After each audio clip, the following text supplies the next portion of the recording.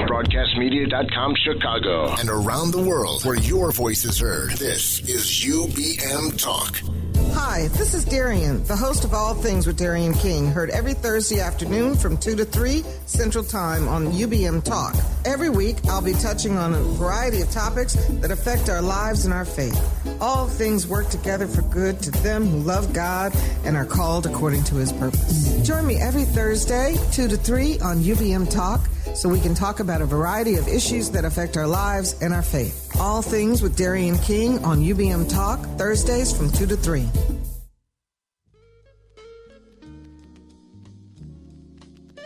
Have you ever seen grandparents who are always on the move? Well, let me introduce you to Mr. Lorenzo Young, Miss Hermeline Jones, Miss Lenora Lusk, Miss Rose Henderson, Miss Doris Riley, and yours truly, Marie Johnson.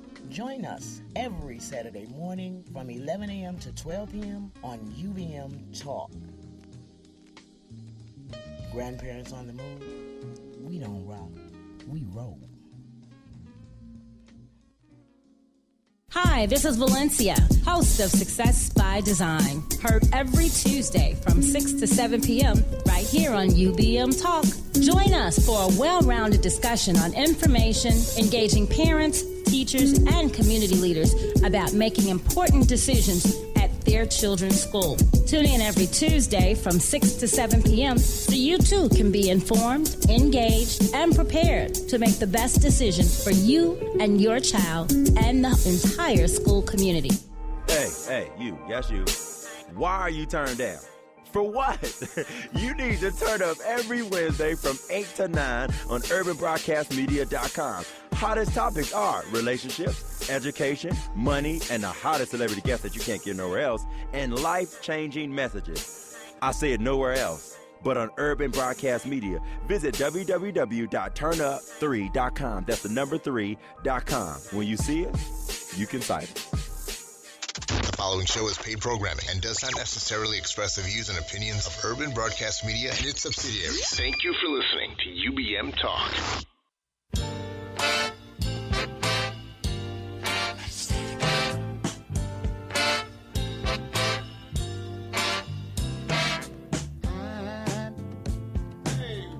Hey, welcome. This is the Let's Stay Together show. I'm your host, Reverend Rick McCain, and I'm here with my baby, my girl, my boo, author Brenda McCain. How you doing, baby? I am doing great. How you doing? I'm doing great. Despite of the weather, we still here staying together. That is so right. Do your thing, girl. Okay, welcome to the Let's Stay Together Talk radio show, where we learn the rhythms of all relationships, and to know our glory, you have to know our backstory. Tonight's topic is about living with a disability. Disabled people are often talked about as though they form one group, but every disabled person faces different challenges and health conditions. Disabilities of any kind present challenges, but this doesn't mean that life with a disability can't be fulfilling. For most people, a fulfilling life means having control over their day-to-day activities and being able to choose how they live, and so much more. Joining us tonight on the McCain Train, can I get a whoop-whoop, newcomers? Woo! On the McCain Train tonight to tell us about their journey is a couple of trailblazers that is using their disability as a platform to motivate others. Our special guest tonight is Pearl Gannon, Miss Wheelchair America 2014. Hand clap. Yay! She was diagnosed. Hey, I like that. She was diagnosed with, pronounce it for me. Charcot-Marie Tooth disease. It was a neuromuscular disorder at the age of 26. Marcus Jones in the house, celebrated author, Chicago cable talk show host, and motivational speaker. Woo-woo! Was shot. Now, listen to this. Was shot multiple times, becoming a wheelchair-bound and in prison. Well, you got to hear this backstory because this man is on fire, just like Miss Wheelchair of America. And then we have the lovely Leslie Holly in the house again. Give her a woo-woo. Leslie is a licensed professional counselor, LPC. She specializes in cognitive behavior therapy and has been extensively trained in trauma and how it affects the brain. We're going to learn something tonight, y'all. So, babe, you want me to go into it? Go to the scripture. Yeah, it's always got to have that scriptures, baby. Okay, we got one good one. 2 Corinthians 12:9 says, "But he said to me, my grace is sufficient for you, for my power is made perfect in weakness. Therefore, I will boast all the more gladly of my weaknesses, so that the power of Christ may rest upon me." I'm going to give you that call-in number because you got to join this conversation at 312-754-4333. Hey, so we've got our guests here today, and I am just super honored and blessed to have them here. And I'm going to start off with Leslie. Not Leslie. I'm going to start off with Pearl over there. Leslie, I'll get to you in a second. She looking at me like, really? I don't even have a mic. But I'm going to start off with Pearl here. So, Pearl, here's one of the things. We found out about the statistics show, I think it's like about 2010, that says about 56.7 to about, they say about 58 million Americans that have some form of disability. That seems like a lot, but people don't seem to be very cognizant about the disabilities that people have. So I'm going to ask you this question. I'm going to go to Marcus. Tell me something that frustrates you about people and in regards to disabilities. What is it about disabilities that we should know that for some reason we don't know that's frustrating? I think one thing is that not all disabilities are the same. You see people in wheelchairs, and people automatically assume that, one is the same as the other, and that is not at all true. And another is that, you may be mentally affected. And just because someone's in a wheelchair doesn't mean that they are mentally affected at all. Yeah, and, and when you hear this story here, you're going to think that, she definitely is a mover and a shaker. I mean, she does more things than I can do myself. So, Marcus, I'm going to ask you the second question. What is it about disabilities that frustrate you that people should know more about?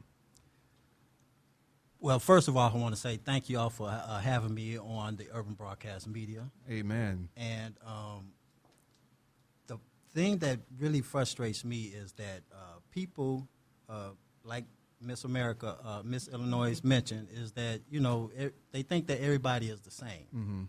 Everybody go through in a wheelchair, they can't do anything, mm-hmm. pretty much, but which is totally not true. We are educated. We get out here. We are involved in sports. We socialize. We get out and about, just like every able body in the world can do. Amen. So, baby, I know you got some questions you're gonna do this, so I want you to start your thing, and I'll just jump in like jump rope whenever you Double want me dutch. to. Yeah. Okay, I'm gonna start with the lovely Miss Pearl here in regards to when did you discover your disability? Well, I was first diagnosed when I was 8, but I was misdiagnosed for 18 years. So I really didn't find out what I had until I was 26. And I'm just about to be 28. So it's kind of a new thing for me in actually knowing what I have. So, I mean, during those years, you knew it was a problem. We knew there was something serious, okay. But we had no name, no idea what was going on. It was kind of just the symptoms kept progressing, and there was no name to what it was. So you wasn't on any medication then or No. anything, just actually going through the symptoms, going through the pain, getting Exactly. misdiagnosed. And Exactly. then who did you go to here, if you could say, to diagnose you correctly? I actually, it got to a point where I just went to the emergency room. Things got so serious, and I didn't know what to do anymore because I had stopped seeing specialists because they didn't know what was wrong. And the emergency room doctor, I was lucky enough, knew kind of an idea of what was going on, and I had just moved back from Florida. I had gone down there to study for a while, and I hadn't been set up with primary care or anything yet, and so I set up with the primary care, and luckily the neurologist that I saw knew the diagnosis on the first day before I did any testing. How blessed is that? So, Pearl, let me ask you this. Tell us a little bit about your feelings about being, for so long you didn't know what was going on. How did that make you feel? Because you was a child at first and you grew to adolescence, teenager. You went through a long process without actually knowing what was causing this effect. How did that make you feel mentally? Mentally, it was very, very hard. I felt like I was out of control. There was no control in my life, and I didn't know what to do. And so I, turned to other ways of controlling. And so, an eating disorder, I dealt with that for 9 years. And I dealt with, self-injury. And I just didn't know what to do with that pent-up anger and just the pain and all the emotions that came with the struggles in life and, not having a name or understanding what was going on. Mm-hmm. So, unfortunately, I did turn to those negative coping skills. And, I mean, they got me through, but obviously that's not what I needed. Yeah. And so, turning to Christ ended up, getting me where I needed to be. And it was after that I was diagnosed correctly. Amen. Hey, Marcus, talk about that a little bit, about the feeling of the frustration when you have the disability. And I mean, for you, it wasn't that you didn't know, but just the frustration of going from being, not disabled to disabled, to being having a disability, I should say. Yes. Well, mine wasn't, like you said, it wasn't a diagnosis or nothing. Mine just came. Mm-hmm. I was out there in the streets doing things that I had no business doing. And I got shot 4 times, 3 times in my leg and 1 time in my lower back. And that's what ultimately put me in this wheelchair. Mm-hmm. But me just, could you repeat the question again, bro? Well, I just want to know, how did you feel? What was it, certain feelings that you were going through during the, the time. So now you're disabled, and I don't want to go to your story too much because we're going to have, you really get in depth with it, but just some of the emotional feelings that you were going through at the time. Well, I was devastated, brother, because for 24 years I started on my football team at Kenwood Academy. Okay. I ran cross country, I ran track at Hales Franciscan, so I was devastated and hurt because when I was laying up in the bed, and after the doctor, or before the doctor had told me that I wouldn't be able to walk again, I didn't know what I was going to do with my life. I didn't know what path I was going. Nobody in my family was disabled. I didn't know. I just didn't know. Mm-hmm. So I was scared. Yeah. So Leslie, I'm gonna go to you right now, real quick. We have, you're our therapist here. What can you tell some people? They've just heard the story from Pearl and they heard it from Marcus. What can you tell some of the people out there that are struggling with some of the emotions, how they can, go from a negative to a positive as far as their emotional? Yeah, well, first I just want to thank Pearl and Marcus for really sharing your story. I think one thing that's really important here that Pearl highlighted is that she struggled with with some cutting, it sounds like, and she struggled with eating disorder. And that, a lot of times I think in society you hear a lot of people say, oh, you're so strong that you deal with this disability. And it's learning to adapt to a new lifestyle.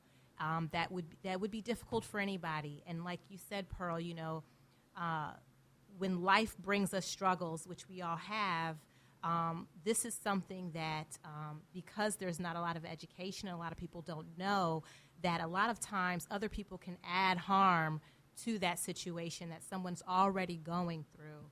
So it's important to know that people with disabilities struggle just like the rest of us, and that we want to be able to support and help and educate ourselves instead of stereotyping and just assuming, oh, they're so strong, and, I really admire their strength, that they're just like us. They're normal people just like us, dealing with struggles and trying to find healthy ways to cope. And you're absolutely right about that, because what happens a lot of times is that people get to a point where if somebody has a handicap, they think that they're not this, they're still normal. We all have certain amount of handicaps. Some of us just don't recognize that we have them, and we live life through it. And when someone has a handicap, we want to be so sympathetic to them, but sometimes we can be that sympathy can be more damaging than helpful. You don't want to make the person feel like, oh, well, there's something wrong with you. No, you have the same. I'm disabled in one thing, not in life. Mm-hmm. And so we need to recognize that. Baby, go ahead. Ms. Pearl. Yes. I'm curious to know, did your disability hinder you in any way? I don't know if you would say hinder, but, because I didn't know what was going on, throughout my life and, that it gets worse over time. It's that mentally knowing or not knowing when it's going to get worse. And that's kind of that hindrance of that mental, all right, what's going on? And just remembering that, I have to stay strong for myself, and I can't go back into what I was doing before. And, people tell me all the time, well, you're such an inspiration, and, you've gotten through this, and it's like, I'm just like you. I may be struggling with something else, but I'm the same as everybody else. So, yeah, it's a hindrance because I deal with those days that I'm tired and, sleep for 3 days on end because that's me every day.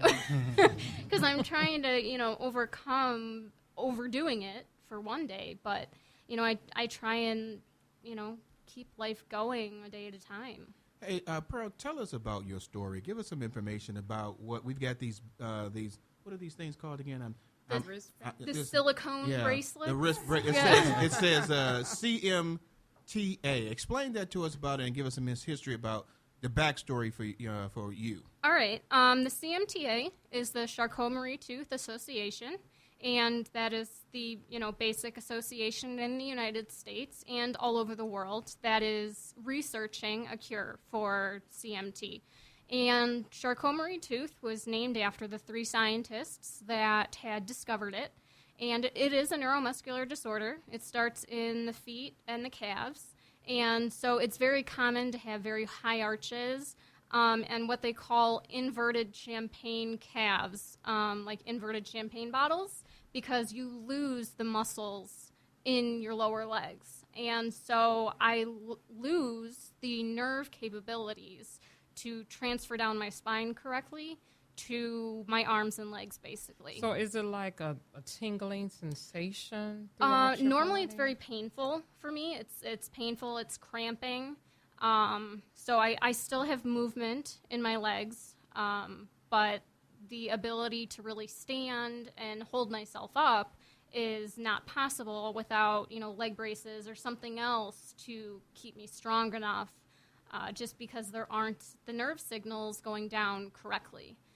Yeah, but the thing about it is that, you still drive, you're still very active, you still do a lot of things, but there are some times that it causes you to be disabled and you're not able to do those things as well, right? Correct, yes. I have the flare-ups where it's just so painful, or, my joints are so swollen, I get the fatigue. That's very common in everybody with CMT, the fatigue, that it's just going out and doing, a daily activity like going to the store can seem impossible.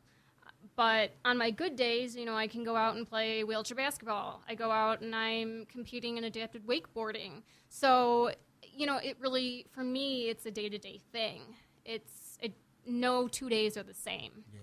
Are there any, on the horizon, any cure in the making for this? Any therapy that you're taking? There are so many different types of CMT that they are just starting with the first CMT 1A, and they are actually very close to a cure. I don't know what kind I have. I've never gone through the genetic testing, and I'm the first one in my family to have it, so we don't know what type I have. But we do know it's more severe than type 1A, but they are getting there. They are very close. So, Pearl, let me ask you this question, because there's some people out there that might be having these same kind of issues, and they don't know what to do. Give me some of the symptoms that you're going through that may help somebody maybe recognize, maybe I got CMTA. For me, originally, and a lot of people, it's the foot drop and, dragging your toes on the floor, having to pick your legs up a lot further to, clear the floor. It's the fatigue. It's, muscle wasting in the lower body. It's no 2 cases really are the same. You could line up 250 people and not have 2 people that are experiencing the same symptoms. So it's just the lower body? It most commonly affects the lower body. In more severe cases, like mine, it'll affect the upper body. I'll have days where I can't, pick up a fork and knife and cut my own food because my hands are so cramped up. So it really does depend from day to day. Does a diet play in this as well? Do you have to eat differently? No, actually, CMT has affected my stomach, and I actually use a feeding tube now for part of my, intake because part of my stomach has become paralyzed. So it's in the more severe cases. It can, hurt the breathing, stomach. I have vocal cord weakness, so by the end of the night, sometimes it could be hard to talk. So it really just depends. I want to say this to a lot of people that's listening. Just like we were saying, some disabilities are readily seen when you're in a wheelchair. Some, when you get the person that's hearing impaired or blind or something, or they have a mental issue going on. Looking at the two of you, because I'm going to say this, we have a beautiful lady in here and a handsome gentleman which already get people talking about it on Facebook. Right. Beautiful people in here. And I ain't telling Marcus he handsome. Marcus is handsome and Pearl is beautiful. And Tracy saying, yes, he is. But I'm saying, looking at you guys, someone like now, I don't see a wheelchair over there. I'm looking at you, and it's like you look perfectly healthy. Where I'm sitting there, only thing I see is the uppercut of Marcus. You look perfectly like healthy. He's in a GQ magazine over there. Right. Well, thank you, brother. But I do thank God for just the fact that you're beautiful in the inside as well, to come out here and to share your story on this beautiful rainy night. Yeah. So Yes. I'm going to ask Pearl this one more question. I'm going to go to Leslie about some. Give me about 3 things that a person may be exhibiting, so they possibly think maybe I should get checked out. And I'm going to look at my wrist again, CMTA. Yes.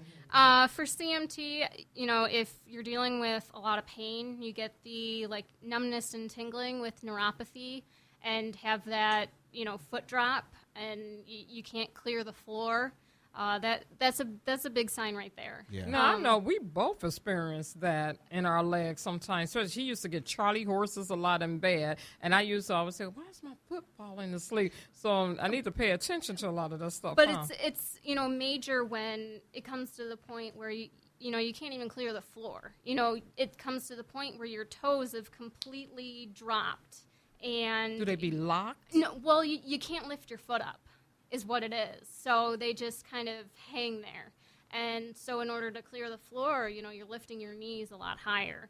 That's kind of a big thing right there. Yeah. For me, another one was just not having the strength in my ankles to hold my own weight.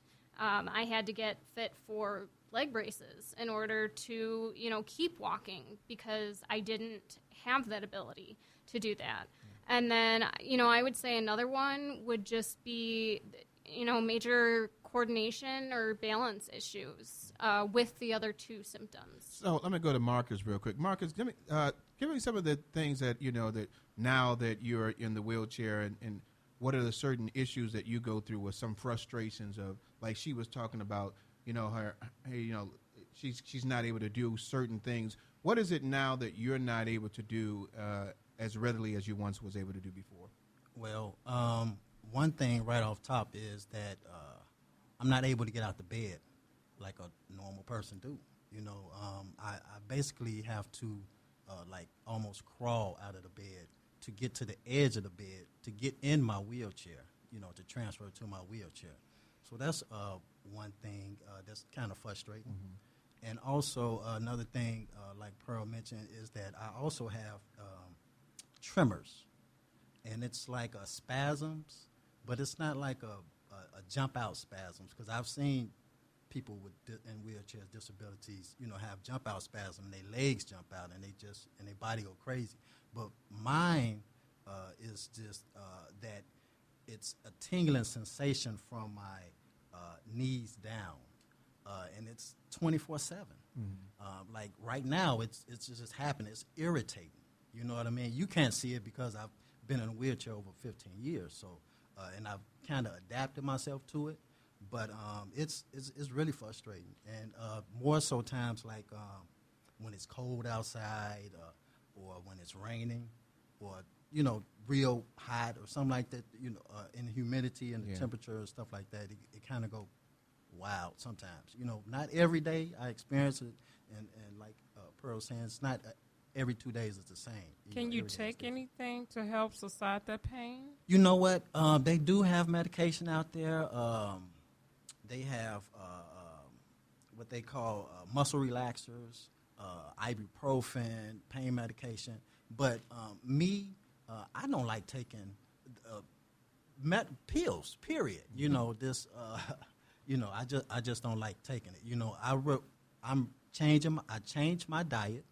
I do more exercise now, and that kind of balance it out. I don't drink a whole lot of soda pop, or I drink water. And just try to eat good and put good things in my body. So my body can react. Yeah, and he trying to look all buff over here in his outfit. I'm like, I'm at to start doing what Marcus did. Leslie, I'm going to go to you for a second before we go to our break. So we're talking about some of the drawbacks or the frustrations that they have, and I'm going to come back to Pearl and Marcus, because not only are they going through some frustrations, these people have encouraged themselves so much so that they're inspirations. But for those people who are still struggling with some of the issues, what can we give to them to encourage them at this point? Yeah, well, I think definitely highlighting the topic is important. But I think going on the internet, nowadays there's so much information out there. Joining some group of like-minded individuals, of other people maybe struggling with the same things that you're struggling with, to normalize some of the feelings that you're having, and gain some support around that and get some additional resources. Mm-hmm. Also counseling. I always say, it doesn't do any harm to talk to someone that doesn't know you, doesn't know your family members, and can really you can bounce ideas off of and gain some additional support that way as well. Like we said, people with disabilities are just like everyone else in that they struggle with things. And to get some additional support to talk to somebody is always a benefit. Yeah, and you know a place that a person can go to as well to talk to someone. Can you give that information? Yes, Urban Balance. We're located downtown on 180 North Michigan, Suite 410. You can look us up online at urbanbalance.com. We've got 6 different offices. But check us out. Yeah, and we'll have that on our Facebook page and our website as well. One of the things that I'm going to mention is that a lot of people think, they talk about known disabilities. For me, one of my disabilities is I have a herniated disc, and that's a disability to me. I can't move around. I can't pick up things as much. Heck, my back was hurting today. I'm not like Marcus. I got to take some pills sometimes, and it really hurts. And what it basically does is it stops you from the ability to do what you normally do. And that, for me, is kind of frustrating because there are a lot of things. I can't do a lot of walking for a long period of time. I can't do a lot of standing for a long period of time because the way my back is now, I've got to go to the doctor almost every so often to get it realigned because it hurts, and it's in a lot of pain. So I understand. I mean, the pain can be so excruciating, moving can be almost impossible. So that is a problem that we go through, and people just think, oh, well, they got to have this. We all have certain amount of disabilities that we're dealing with, and nobody's looking for, a pat on the back and say, oh, I'm so sorry for you. We want you to understand that, that we're normal, just like you are. We're just going through a different situation that we haven't been going through before. And so it's great that you all are here. Marcus, thank you very much. We're going to get to Marcus' testimony after the break here, and we're going to talk more to Pearl as well. Hey, you've heard the music coming up there. We're going to go to our station identification break. You've been listening to the Let's Stay Together show. Come back with me, my baby, my girl, and my boo, author Brenda McCain, right after these station identification breaks.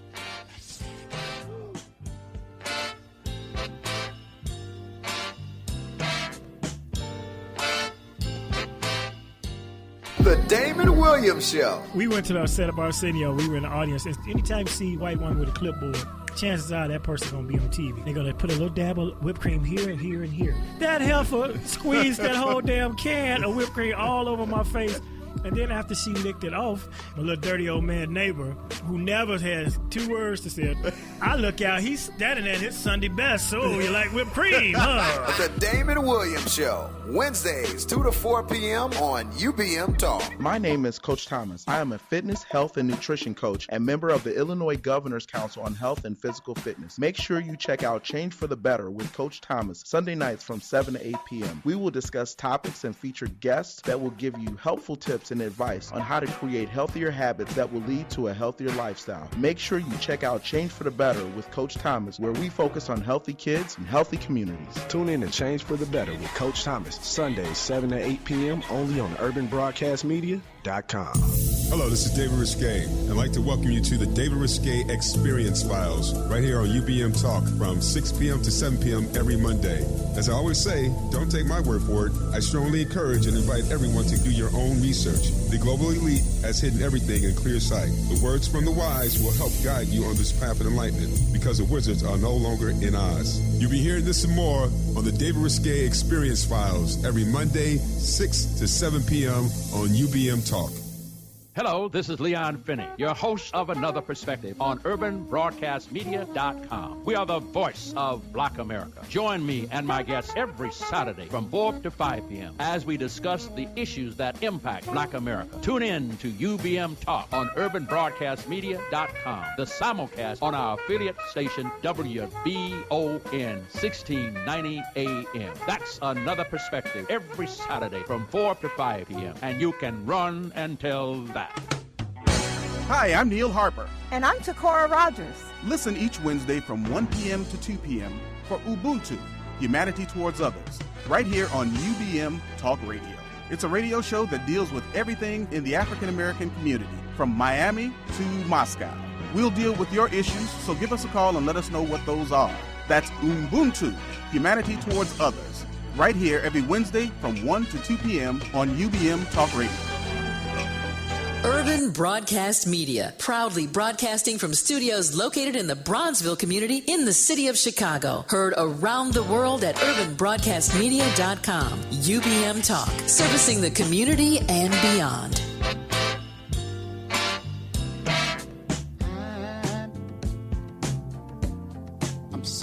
Hey, welcome back to the Let's Stay Together show. I just had my boy Scoochie in here from the Scoochie show. Hey, Scoochie, come on back in here, man. I think he comes on at Fridays. What do you say? Was it 9 o'clock? Scoochie comes on at Fridays at 9 o'clock at the Scoochie show. Man, come here and just say something real quick. And his name is Scoochie.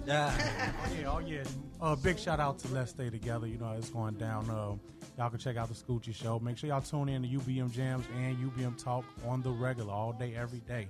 And Chicago, put the guns down. Party in peace. All right. I like that. Party in peace. And that's my boy Scoochie. You can hear him on Fridays at 9 p.m. Baby, go do your thing. Hey, we have one quick announcement here. Next week, our show is about dating with a disability. Even though we have two people we're going to prompt some questions to later, but next week is dating with a disability. So, babe, do you want me to continue on here? Yeah, you know, one thing I'm just going to say real quick. I didn't get a chance to get the information, but I have a friend of mine with Salem Baptist Church. His name was Mel. He had his daughter just went through a pancreatic. What is that? Pancreatic. See, I told you I messed up, man. Pancreatic and a kidney transplant, and it was very successful. We thank God for that. And I've also got a friend of mine's named Liz Martinez, who had her sister who had an accident in her car, and she's been going through surgery. So we're praying for both of them. We're thankful for God that he brought her through that surgery. That was just awesome. And we're praying also for the Martinez family and the sisters is going through possibly surgery as well. Okay, we back now with author Marcus Jones. We want to hear Buff your man, backstory. Buff man. Give us your backstory so we can know your glory. Well, like many youth in Chicago and all over the world, I grew up single parent, just my mom's, raised by my moms and my grandparents.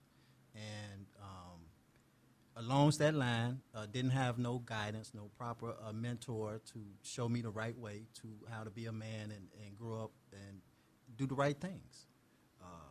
So I got involved with gangs. I started selling drugs. You know, I started just not listening to my parents. Was this after the Star Athlete era? After high school? This was during high school, my junior and senior year. And, I was just trying to keep up with the Joneses at Kentwood Academy. You know, it was truly the Joneses. I was trying to fit in. And so, but my family didn't have money like Hyde Park and people in Hyde Park. You know, everybody don't have money, but, yes, so, I know. So I turned to the streets and started selling drugs, and eventually one day, because I needed the recognition from the streets as to being a tough guy. So me and a buddy of mine, we entered somebody's home and tried to rob him. It was another drug dealer, and he got the ups on us. And my buddy ran past me, and when he ran past me, he said, "Dude got a gun." And so I immediately started following him. And before he got out the door, before I did, and as I was, because we had to go down some steps, before I reached the bottom of the steps, I got shot. And didn't even know I had got shot because of the adrenaline that was going through my body, just, trying to get up out of there, And but as I was literally pulling myself towards the door, crawling, pulling myself, trying to get out this house, and I felt somebody, behind me. You know how you can feel a presence behind you, but you really don't want to turn around, And so before I knew it, dude was standing over me, and he said that I should kill you, and shot me 2 more times.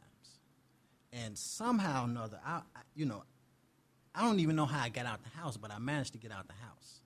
And immediately, you know how everybody's in the neighborhood, they come around trying to see what's going on in the neighborhood. And a young lady came up to me and asked me, was I all right? And I told her no, because she called the ambulance. And the ambulance came. They put me on the board to keep my body in place, and they put a red brace around my neck, and I was on my way to Northwestern Hospital. And when I got to Northwestern Hospital, they did the surgery and everything, and you was shot 4 times? I was shot 4 times, 3 times in my leg and 1 time in my lower back. After, being on the surgery table and everything, in the recovery room, the doctor came in and told me that I'd never be able to walk again. And so that right there, like I said, I was devastated, because of all the things that I was doing before I had got shot. And my moms came and my brother, and when they came in and I saw them, I just started bawling out crying, because it was right then and there when I remember my mom's telling me, "What are you doing hanging out with them guys on the corner? Why are you selling drugs? Don't be bringing no guns in my house." And all these things that all the people who love us and care about us, they tell us these things all day, every day, but we somehow, thinking, we grown enough and we can do things and on our own. But we always get messages. We always get people who care about us telling to do us the right thing. So after that, it was a long process, and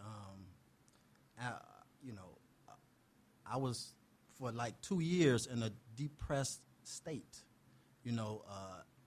I had, before I got shot, I weighed like 200 pounds. And during the process, I lost like 40 pounds, 50 pounds, and, that was devastating to me, and, things not working the right way. I couldn't use a washroom, not use a washroom, but I had to use a catheter, straight cath.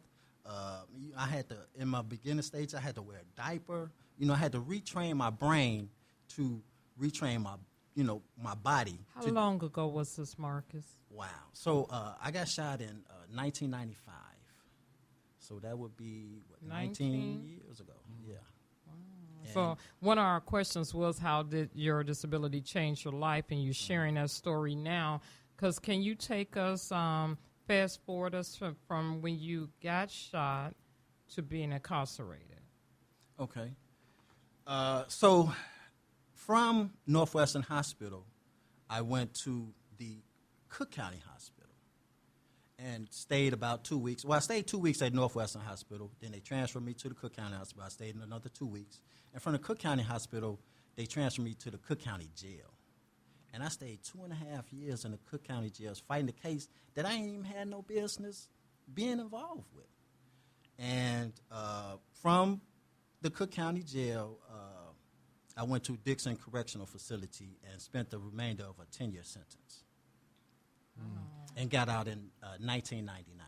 Yeah, you know, that's man. The story is awesome. If you're telling me, you know, in my time, I was, you know, I did prison ministry, so I was at Dixon and East Moline, and we traveled there so many times. There's so many awesome stories there. But you have a story, and you wrote a book about it, and I think the book says everyone has a story. This is mine. What empowered you to decide to, I mean, because the story you're telling is very dramatic and people need to hear about it, but what empowered you to decide that you need to tell this story? You know, while I was running the streets and being incarcerated, because I've been to the penitentiary 3 times, but on my 3rd time, I was in a wheelchair. And so when I got out, I just told myself that I can't live this destructive lifestyle anymore, you know, for me or for my children. You know, and at the time I had 4 children. I have 4 children, 3 girls, 1 boy. And so mainly, you know, I want to share my story with them to let them know, because I wasn't in their life a long period of time, to kind of update them on what their pops was doing, you know, out here, and try to give them, you know, a heads up. You know, that's the wrong path to go. And so I wrote the book for them. Yeah. And for young people. And that's what I want to talk about, because I want you to talk to the you say you're about 40-something. We ain't going to tell you what the age is. But 44. I want you to talk to the young Marcus of maybe 18 or 20 that's out in the street, that's gangbanging. Talk to them right now to tell them about how they should change their life before they get into a situation where it's going to change for them. Wow. I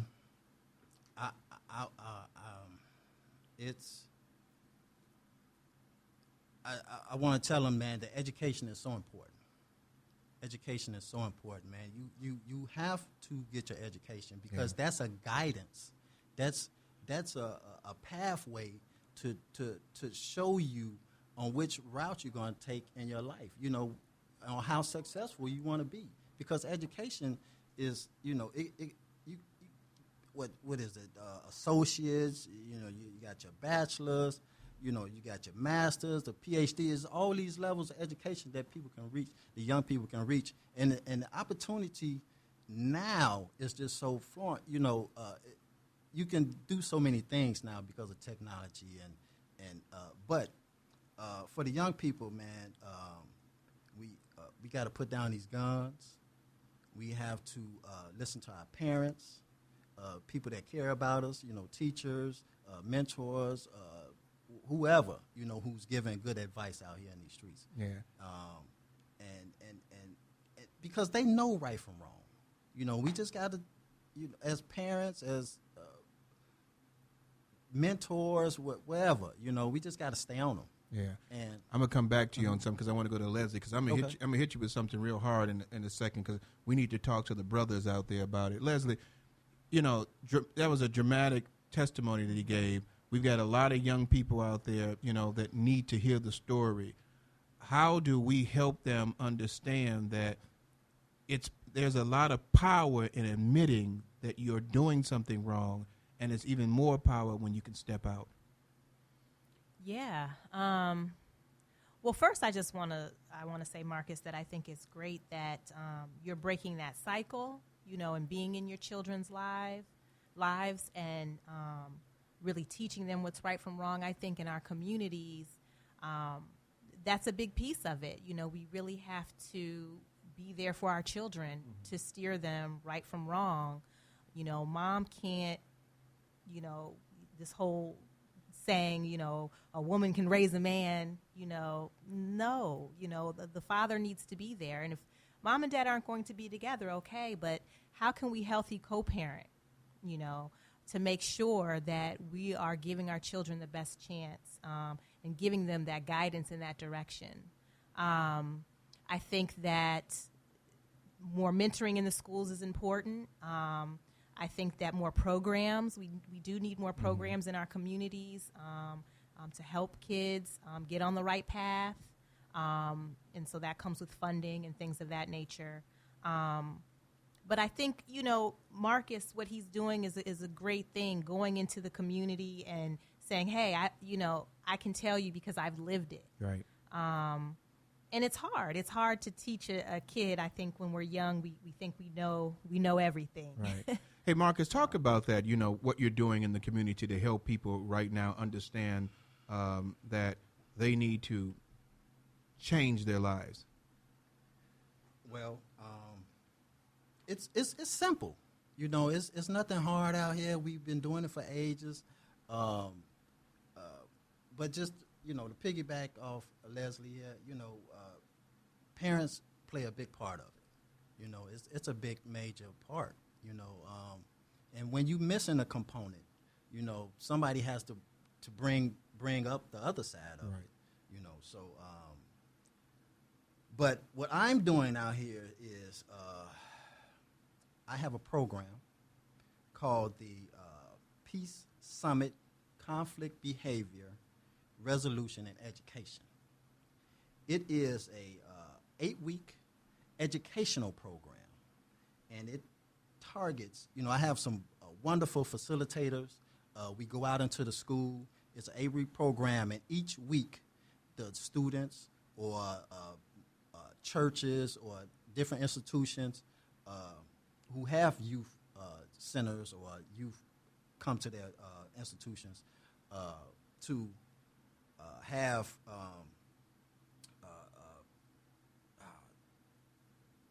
different it's the objective is to get a better understanding of issues associated with gun violence, recognizing social and cultural personal impact that the gun violence has on them and their families, because it affects everybody, you know, and not just the guns, but we got the domestic violence out here with brothers beating up on it. When, you know, you just seen the thing with the NFL. That was a big old hoopla, you know. But we definitely just need to educate. But my program, man, it's a wonderful program. It's brand new. And I'm just trying to get it up and running and get it into these schools and different institutions. Oh, we're going to talk a little bit more about that on the after show that we're going to do. I want to switch around for a second. You all both have disabilities, so Pearl, I'm going to go back to you. Talk to me about how you have helped yourself to overcome the disabilities. To overcome the disability, I mean, one of the things, if I were not disabled, I would have never known about the Miss Wheelchair Illinois program and the benefits that has. And that in itself has, I mean, been huge and has given me such an opportunity to go out there and, you know, meet other women with disabilities and what they're doing in their states and how they're helping other people. And so I've taken what I've dealt with, and to overcome that, I'm trying to teach, you know, especially the youth about disabilities and what it's like to have a disability and treating everybody the same and getting rid of those stereotypes. And so I'm trying to use my struggles to basically teach others. And you're going to write that book, right? I'm trying. It's happening. Marcus, I want to talk to you. I want to talk a little bit about, you know, how you've overcome the struggles that you're going through. Tell someone right now about how to help them with overcoming some of the struggles. Well, when I first got injured, I researched. I read a lot of books on spinal cord injuries. I asked a lot of questions with physical therapists, occupational therapists, and other people with disabilities and with spinal cord injury as well.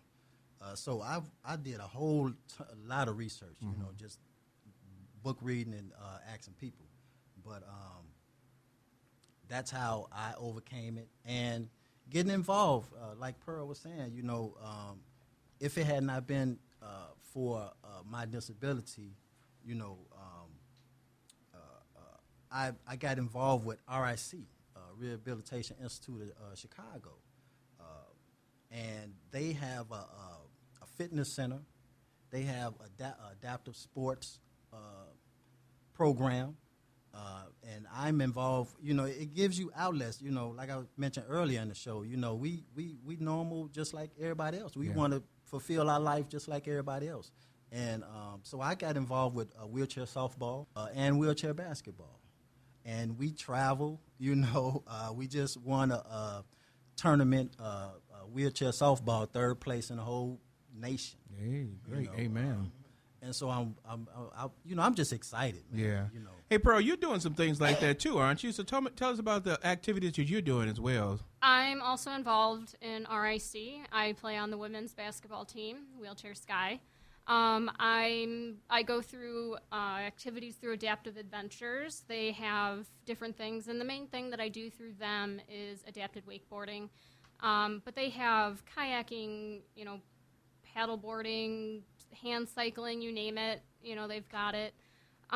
So just staying active and plugging into your local, special recreation association or, hospital nearby you that may have a sports program is, a huge thing. Now, you was also talking about some other things that you're trying to get in Illinois that are not here right now. Can you talk about that a little? Yeah, we currently Is that the question? I'm sorry, baby. We currently do not have adapted wakeboarding or adapted water skiing. And so I'm working with groups up in Wisconsin to bring that down here. And so I'm working with the Ski Bronx out of Rockford. And hopefully by next year, next summer, we will have an adapted water ski program down here. And my question was, I want you to clear up a myth that why do people assume that people that are disabled only date people who are disabled? I know that's next week's show, but we're getting into it right now. I don't really know where that myth started or where that stereotype started, but I've encountered it so many times where, guys will approach me wherever I'm at and, we'll get to know each other, but nothing will go further because they assume that, I'll only date someone that's quote unquote like me. And just because I have a disability and I'm in a wheelchair, I'm still the same as anybody else. I still have the same likes and dislikes. So, just because I'm in a wheelchair doesn't mean I'm not going to date someone else. And I'm glad you point that out because I think that's a myth that's out there. Also, I think one thing that I really wanted to address is children. Children are very curious. Children, my own children, they'll ask, hey, why is this person in the wheelchair? And that's okay. Yeah, it is. And that we should make that a learning moment to say, well, why don't you ask them why they're in a wheelchair and have a conversation. I think in society what we do is say, oh, don't say anything. And we don't want to look. We want to look away. We want to pretend that it's not there or something because we think it's rude to be inquisitive and to ask questions. And I think it starts when we're young, when we're children. And it's important to educate kids and let that be a learning moment for them. And that's actually part of my platform for Miss Wheelchair Illinois is going into the schools, especially, the elementary schools, and teaching children that asking questions about people in wheelchairs or disabilities is okay. I'll be in a mall or a public place, and, parents have a tendency to pull their kids away when they want to come and ask a question, and it's all right for kids to be curious. Our day and age, it's all right for kids to want to know.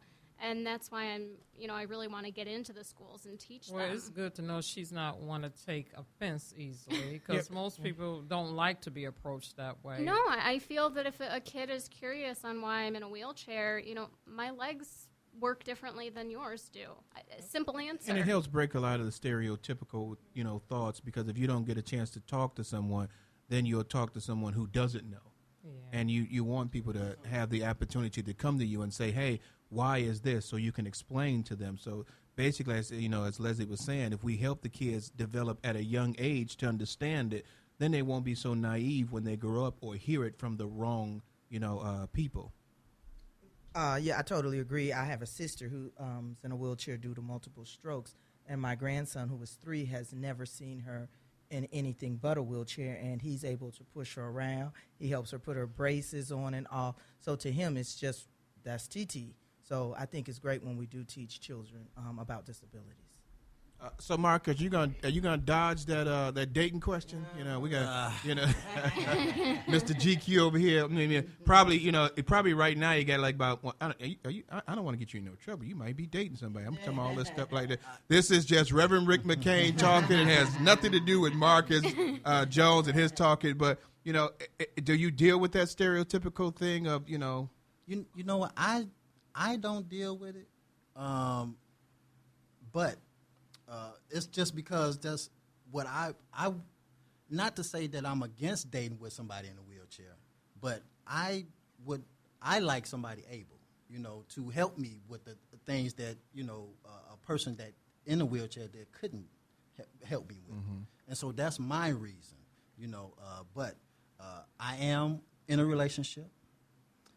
Have been in a relationship for a little while now. Glad you cleared that up, and I ain't getting you no more. And I'm assuming she's walking up, right? And she like, who is that man talking about you dating? He's clarified it, lady. Okay, so don't get mad at me. Go ahead, brother. And I'm happy. Yeah, we happy, man, and we love each other, man, and it's a good example to show young people.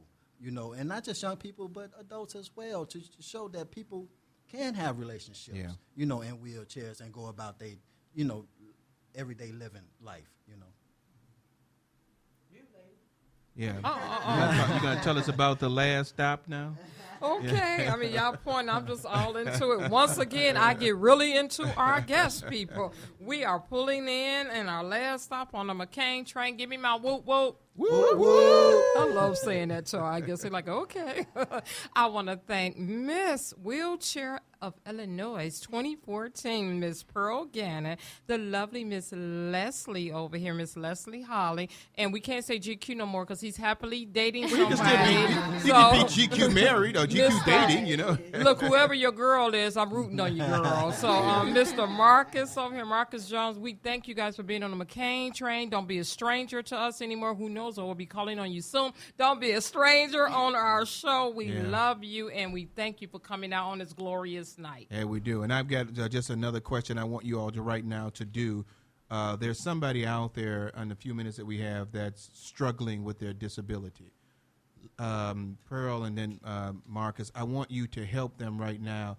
Help them at this point to go a step further than struggling to being successful and understanding that they too can be just as, able-bodied and moving just as much as you are. If someone's out there and struggling and not knowing what to do, it's, reaching out, getting on the internet, finding a support group, finding someone that understands what else, what's out there in the disabled world.